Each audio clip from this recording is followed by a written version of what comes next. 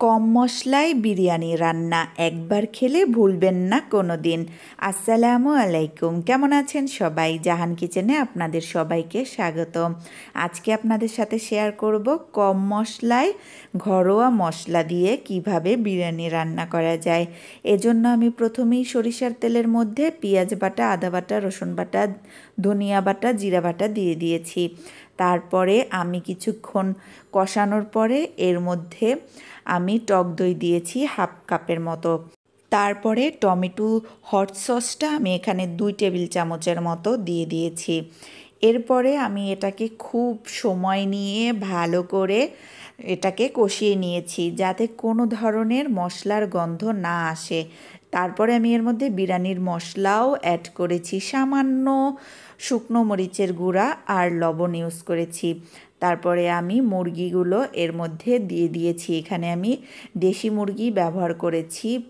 এখানে আমি প্রায় 1.5টা মুরগি নিয়েছি আর আমি মুরগিগুলোকে একটু ছোট ছোট করে কেটে নিয়েছি। এতে আমার কাছে সহজ মনে হয় রান্না করাটা। 2 পিস একসাথে আস্ত করে রাখলে আমার একটু রান্না করতে কষ্ট হয়, আপনারা চাইলে আস্তই রাখতে পারেন। এরপর আমি মুরগিটাকে সময় নিয়ে প্রায় আধা ঘন্টার মতো খুব ভালোভাবে ঢাকনা ছাড়া কষিয়ে নিয়েছি। তারপরে আমি কিছুক্ষণ ঢাকনা দিয়ে ভালোভাবে কষিয়ে নিয়েছি যতক্ষণ না এটা 70% সেদ্ধ হয়ে যায়। এরপরে আমি ঢাকনা তুলে এর মধ্যে কয়েক পিস আলু দিয়ে দিয়েছি। আলু ছাড়া তো বিরিয়ানি জমে না বলুন।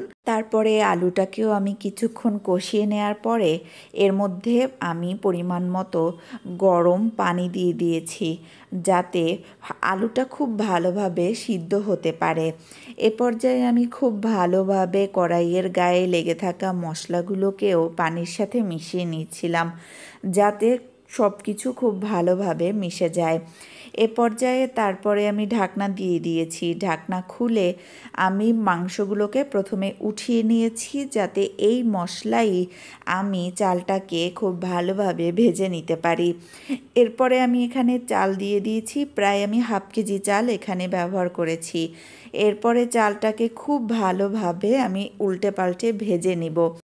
চালটা যত সুন্দর ভাজা হবে বিরিয়ানিটা ঠিক ততটাই ঝরঝরা হবে। এরপর আমি পরিমাণ মতো পানি দিয়ে দিব, ঠিক যতটা চাল নিয়েছি তার দ্বিগুণ পরিমাণ পানি।